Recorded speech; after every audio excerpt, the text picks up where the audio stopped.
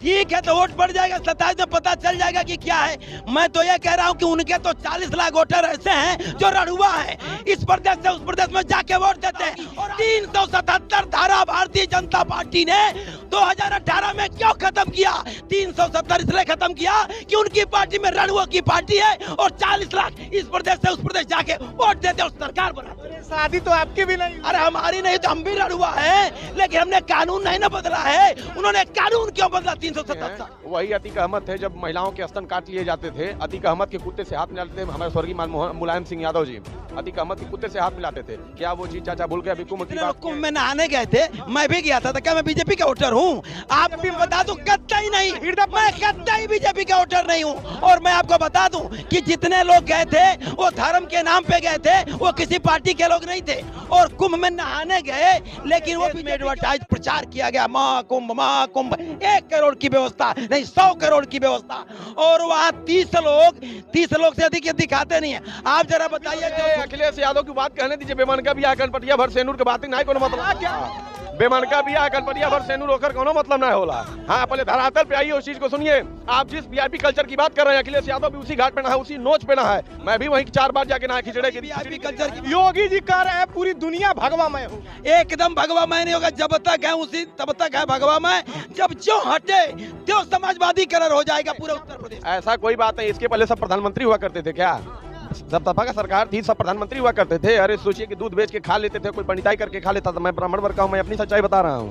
आज की स्थिति क्या है? जो पढ़ेगा वो बढ़ेगा। लोग मरे। योगी जी शुद्ध फ्रॉड है, झूठ बोलते हैं। योगी जी के ऊपर महाराजगंज में मुकदमा हत्या का दर्ज हुआ। योगी जी के ऊपर तमाम मुकदमे दर्ज थे, उन्होंने मुकदमा वापस लिया है। और जहां तक अपराधी की बात करते हैं, उन्होंने आज तक टॉप 10 अपराधियों की सूची नहीं बताई। उन्होंने 86 में 56 एसडीएम की बात नहीं बताई। योगी जी झूठ बोलते हैं। योगी जी का तमाम, उनके चाहे लोकसभा अध्यक्ष हो, चाहे जो भी लोग हों, उनके तमाम मुसलमानों में शादियां हो चुकी हैं। वो खाली नाम बदलने का काम करते हैं। मुलायम सिंह यादव जी का आपने स्टेटमेंट सुना होगा कि जब निर्भया कांड हुआ था तो उन्होंने कहा था कि बच्चे हैं, गलतियां हो जाती हैं। क्या महाराज जी ने एक भी बार बोला कि बच्चे हैं, गलतियां? गोली चली है, गोली लगी है। चुप है कि नेताजी ने कहा था, नेताजी ने ये कहा था कि जो लड़के प्रेम संबंध में लड़कियों के रहते हैं, और बाद में जब उन्होंने व्याख्या किया, जरा गेस्ट हाउस कांड के बारे में बताएं, सत्यता क्या थी उस समय की? इनसे पूछिए। हमारे गांव के मेरा दुर्भाग्य था कि मैं इस यूपी पुलिस भर्ती में नहीं हो पाया। निष्पक्ष परीक्षा हुई। हमारे बगल के गांव सिया पर एक ही गांव के 12 बच्चे हुए हैं जिनके घर खाने का पैसा नहीं रहता था। तो यहाँ पे जो सीटें निकली है उत्तर प्रदेश से, तब क्या ईवीएम सही था?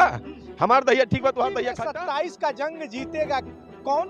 क्योंकि समाजवादी पार्टी भी पीडीए का पिच बनाने लगी है और भारतीय जनता पार्टी अपना हिंदुत्व का पिच बना रही है। क्योंकि योगी आदित्यनाथ ने कहा है कि 27 की लड़ाई 80 बनाम 20 की है, तो अखिलेश यादव ने कहा है कि जिस तरह से भारतीय जनता पार्टी को पीडीए ने 24 में उत्तर प्रदेश में हराया है, यानी कि भारतीय जनता पार्टी को 62 से 33 पे ला दिया, वैसे ही हम इससे भी बुरी हाल 27 में भारतीय जनता पार्टी को हराएंगे। तमाम युवा हैं, ये वो युवा है, भारत में सबसे ज्यादा आबादी युवाओं की है, 65%। ये युवा तय करेंगे कि सरकार किसकी बनेगी। तमाम युवा हैं, इनसे जानेंगे 27 में योगी जी को आना चाहिए या अखिलेश यादव को। तमाम लोग हैं, उनसे बातचीत करेंगे। आपका नाम? अर्पित मिश्रा। अर्पित जी, क्या लग रहा है 27 में सत्ताधीश कौन होगा? 27 में सत्ताधीश भाजपा ही होगी। क्यों? कारण क्या है? क्योंकि भाजपा कहीं ना कहीं, आप गोरखपुर शहर का ही देख लीजिए, आपके पीछे दिख रहा है, ये नाला निर्माण चल रहा है, हर एक प्रगति का कार्य, हर एक चीज़ का कार्य वो कर रही है। और मुझे लगता है कि कहीं ना कहीं कोई भी सरकार अगर कोई प्रगति का कार्य कर रही है तो उस सरकार के लिए लोग भी मतलब फेवर में आते ही आते हैं। तो मेरे हिसाब से भाजपा सरकार की फिर से सरकार बनने वाली है 27 में। अखिलेश यादव कह रहे हैं महंगाई जबरदस्त है, बेरोजगारी जबरदस्त है। महंगाई जबरदस्त है तो आप एक कॉर्पोरेट वर्ल्ड के एम्प्लॉय से ही पूछ लीजिए। एक जमाना था कि एक कॉर्पोरेट से कोई एम्प्लॉय जाता था तो 6,000 7,000 पे जाता था। आज थोड़ा अच्छा पढ़ा लिखा है तो थोड़े ऊपर पैकेज पे जाता है। तो कहीं ना कहीं उनका जब सोर्स ऑफ इनकम बढ़ेगा तो सोर्स ऑफ एक्सपेंस भी तो मतलब बढ़ेगा ही बढ़ेगा। इस बार योगी जी आने? जी बिल्कुल आएंगे। अखिलेश यादव? बात यह है कि देखिए प्रगति, दूसरी बात यह है कि कभी कभी उनके भड़काऊ बयान कुछ होते हैं, इस कारण से वो नहीं आ पाएंगे। अखिलेश यादव जी। सपा करी सबसे ज्यादा भड़काऊ बयान तो बीजेपी थी। ये मुझे व्यक्तिगत मतलब एक व्यक्तिगत तौर पे मुझे नहीं ये इस चीज को। आपका नाम? मेरा नाम नीरज शुक्ला है। जी, क्या लग रहा है इस बार किसकी सरकार 27 में बनेगी? यूपी में योगी जी तीसरी बार आएंगे या फिर अखिलेश यादव? देखिए अभी तो चल रहा है 25 और ये 26, 27, 3 साल का समय हम लोग। लग रहा है कि अब भी चुनाव है, जिस तरह से बयानबाजी। ठीक है, बयानबाजी करने से कोई तात्पर्य उसका निष्कर्ष नहीं निकलता है। मैं ये मानना चाहूंगा कि दूरगामी सोच जो रख रहे हैं कि हमारी आएगी किसकी आएगी, इस सोच को वो बदलाव करें।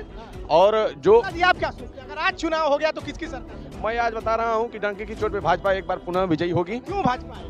क्योंकि जिस प्रकार का काम वो कर रहे हैं, अभी हमारे सहयोगी भाई ने बताया, ये पीछे का काम, कई प्रकार की ऐसी जगहें हैं, कई प्रकार की ऐसी गलियां हैं जहां हमने देखा है कि लोग एक दिए के नीचे, दीपक के नीचे बैठ के पढ़ा रहते थे। आज का वो समय है कि जहां घर घर बिजली है, बिजली का टाइम, बिजली 18 घंटे आ रही है। जो बात उन्होंने कहा है उस स्तर पे काम किया है। हाँ, थोड़ा भाजपा की कमियां हैं।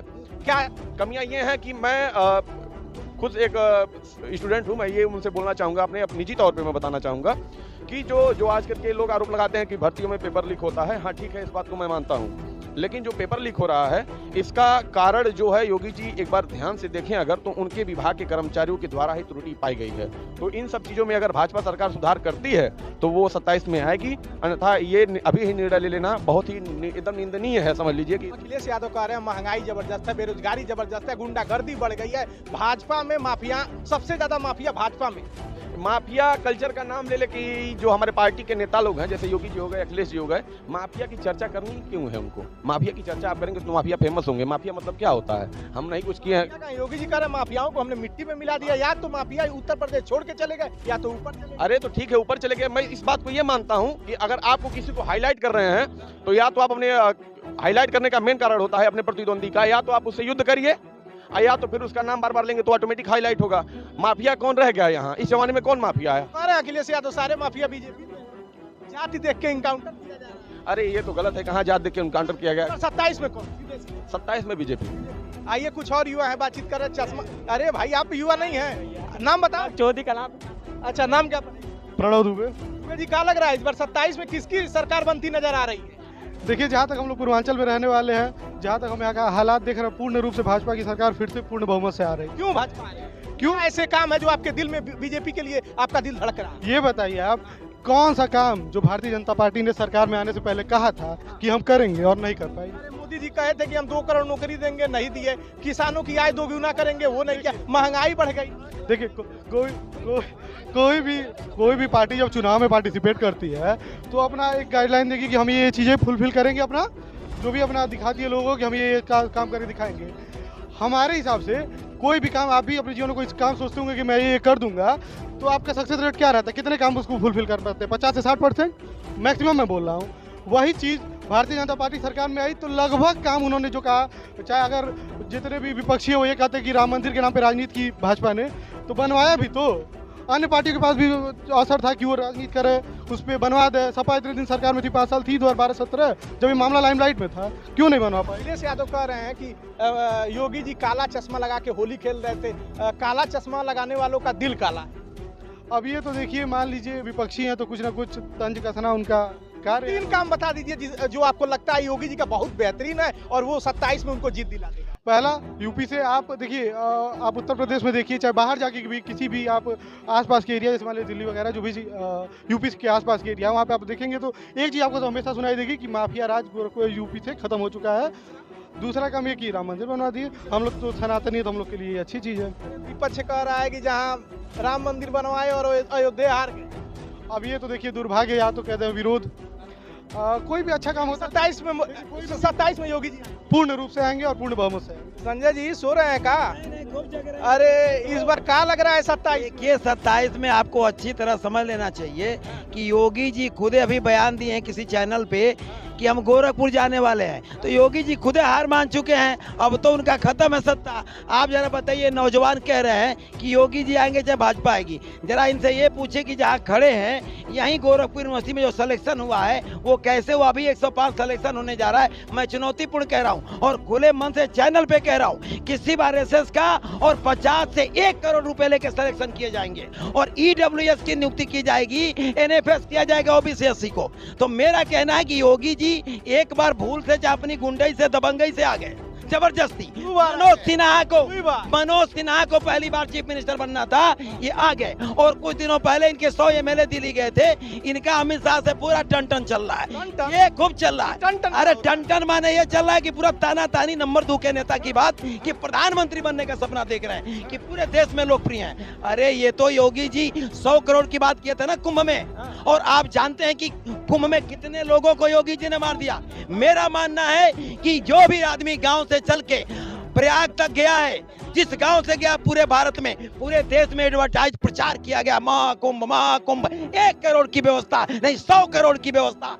और वहां 30 लोग से अधिक दिखाते नहीं है। आप जरा बताइए, जो झुंसी में लड़की बयान दे रही थी चैनल पे, वहां कितने लोगों को कितने टाली वो पकड़ा गया कपड़ा और हटाया। 17 घंटे चारों तरफ से पुलिस लगा के और सारे लोगों को जमीन में गड़वाने का काम। सवालों ले लीजिए।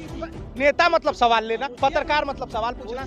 बीजेपी का कहना है कि पहले आप लोगों ने कहा पोल नहीं लग रहा है, फिर आपने कहा कि गोरखपुर से बसें और ट्रेनें खाली जा रही हैं, फिर आप लोगों ने बयान बदला कि देखिए 300 किलोमीटर की जाम है, 2 मुख्यमंत्री लगे हैं मध्य प्रदेश के और तमाम जाम ही जाम है, लोगों को बैठने की जगह नहीं है, संगम नोच पे जबरदस्त जाम है। आप ही के बयान बदलने रहे। भारतीय जनता पार्टी का कहना है एक ही घाट पे अंबानी नहा रहे थे, बड़े बड़े नेता नहा रहे थे, अखिलेश यादव भी संगम नोच पे नहा के आए, गरीब अमीर सब एक ही घाट पे नहा रहा था। उनका कहना है आपका पीडीए संगम में बह गया।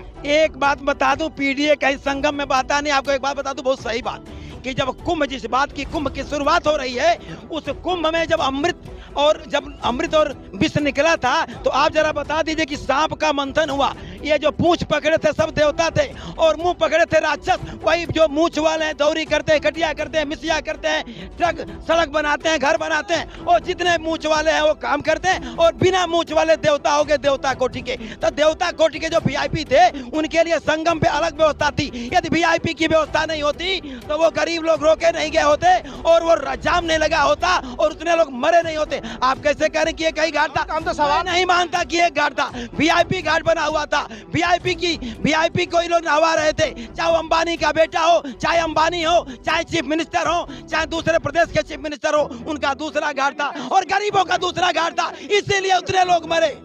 आप अच्छा बोलते हैं, जोरदार बोलते हैं। हम सवाल पूछेंगे, आप भागेंगे नहीं, हम भी पूछते रहेंगे। सुनिए भाई, थोड़ा सवाल तो पूछ ले। केंद्रीय चुनाव आयोग का कहना था कि 99 करोड़ वोटर रजिस्टर्ड थे लोकसभा चुनाव में, 65 करोड़ वोटरों ने लोकसभा में अपने मतदान का उपयोग किया, मतलब मतदान डाला। और कुंभ में 66 करोड़ 30 लाख लोग नहा लिए, जितना मतदान नहीं डाले उतना लोग स्नान कर लिए। बीजेपी का कहना है कि समाजवादी पार्टी और इंडिया गठबंधन तिलमिलाई है, घबराई है कि कहीं वोटों में 66 करोड़ परिवर्तित हो गया तो विपक्ष कहा। तो क्या आप समझते हैं कि जितने लोग कुंभ में नहाने गए थे, मैं भी गया था, तो क्या मैं बीजेपी का वोटर हूँ? आप भी बता दूं, कतई नहीं, मैं कतई बीजेपी का वोटर नहीं हूँ। और मैं आपको बता दूं कि जितने लोग गए थे वो धर्म के नाम पे गए थे, वो किसी पार्टी के लोग नहीं थे। और कुंभ में नहाने गए लेकिन वो बीजेपी के वोटर नहीं थे। ये खाली योगी मोदी अपना फोटो दिखा रहे थे, अपना प्रचार कर रहे थे। जितना इन्होंने प्रचार पे खर्च किया उतना जनता की सुविधाएं नहीं दी। आप जरा, मैं बार बार पूछ रहा हूँ कि 17 घंटे आखिर पुलिस लगा के क्यों ये साफ कराने के बाद बयान दिए कि 30 लोग मरे? योगी जी शुद्ध फ्रॉड है, झूठ बोलते हैं। योगी जी के ऊपर महाराजगंज में मुकदमा हत्या का दर्ज हुआ, योगी जी के ऊपर तमाम मुकदमे दर्ज थे, उन्होंने मुकदमा वापस लिया है। और जहां तक अपराधी की बात करते हैं, उन्होंने आज तक टॉप 10 अपराधियों की सूची नहीं बताई, उन्होंने 86 में 56 एसडीएम की बात नहीं बताई। योगी जी झूठ बोलते हैं, योगी जी का समाप्त है। सवाल सुनिए, योगी जी कह रहे हैं 27 की लड़ाई 80 बनाम 20 की है। 80 में इंडिया गठबंधन मतलब एनडीए गठबंधन बीजेपी और सहयोगी दल है, और 20 में सारे इंडिया गठबंधन के लोग हैं। उनका कहना है 27 की लड़ाई 80 बनाम 20। एकदम आपको बता दूं, 27 बनाम 20 उसकी कोई लड़ाई नहीं है। अभी भारतीय जनता पार्टी ने अपने जिलाध्यक्षों की नियुक्ति की है। जरा बता दीजिए, क्या 39 लोग जनरल के हैं और 6 ओबीसी होंगे, ऐसी होंगे? ये बताइए, 39 तो एक ही फॉरवर्ड कास्ट के लोग हैं, तो वो पीडीए की कहाँ बात करते हैं? और 80 और 20 की जो बात कर रहे हैं, खाली मुसलमान करके नफरत फैलाते हैं। उनके चाहे लोकसभा अध्यक्ष हो, चाहे जो भी लोग हों, उनके तमाम मुसलमानों में शादियां हो चुकी हैं। वो खाली नाम बदलने का काम करते हैं, पहले अपने दामादों का नाम बदले। बोल लिए, सुन लीजिए, बीजेपी का कहना है 80% में 100 में 80% हमारा है, 20 में बंटवारा है, बंटवारे में भी हमारा है। अरे ठीक है, तो वोट बढ़ जाएगा, 27 में पता चल जाएगा कि क्या है। है। मैं तो ये कह रहा हूँ कि उनके तो 40 लाख वोटर ऐसे हैं जो रड़ुआ है, इस प्रदेश से उस प्रदेश में जाके वोट देते हैं। और आपको एक और बात पता होगी, 377 धारा भारतीय जनता पार्टी ने 2018 में क्यों खत्म किया? 370 इसलिए खत्म किया कि उनकी पार्टी में रणुओं की पार्टी है और 40 लाख इस प्रदेश से उस प्रदेश जाके वोट देते और सरकार बनाते। शादी तो आपकी भी नहीं। अरे हमारी नहीं तो हम भी रणुआ है, लेकिन हमने कानून नहीं ना बदला है। उन्होंने कानून क्यों बदला? 377 कानून बदल। अरे 1861 में लॉर्ड मैकाले ने वो लागू किया था ना, जो 377 था। इससे बड़ा क्यों खत्म किया? क्यों खत्म किया? मतलब आप इसके पक्ष में हैं? एकदम खत्म नहीं करना चाहिए। क्या ये बताइए, छोटे बच्चे के साथ तमाम रेपिस्ट घूम रहे हैं देश में और हो जाती है घटनाएं, तो अपराध करेंगे उनको सजा नहीं मिलेगी? क्यों धारा को खत्म कर दिए? और ये भाजपा वालों ने किया है। बीजेपी का कहना, सुनिए, अखिलेश यादव ने कहा, अखिलेश यादव जी ने कहा कि हमारी पार्टी को MY वाली पार्टी बीजेपी कहती थी। M मतलब मुस्लिम और Y माने यादव। हमने एक रणनीति बनाई PDA का, पिछड़ा दलित अल्पसंख्यक और भारतीय जनता पार्टी के बहुमत के रथ को रोक दिया। मुलायम सिंह यादव, स्वर्गीय मुलायम सिंह यादव जी जब 4 में मुख्यमंत्री थे तब भी समाजवादी पार्टी ने 34 सीटें पाई थी। और समाजवादी पार्टी के इतिहास में अखिलेश यादव ने वाकई कमाल कर दिया। भारत की तीसरी पार्टी है। PDA से बीजेपी का रथ रोक लिया। यूपी में 33 पर बीजेपी आ गई। बीजेपी का कहना है कि देखिए उपचुनाव हुआ है, एक तरफ मेरा PDA था पिछड़ा दलित अगड़ा और एक तरफ सपा का PDA था पिछड़ा दलित अल्पसंख्यक। और देखिए हमने ऐसा हराया है कि 10 में 8 बीजेपी जीती, 2 आप लोग जीते, आप लोग फिर M और Y पे आ गए। सुन लीजिए, बहुत लंबा हो गया, मैं बता दूं आपको।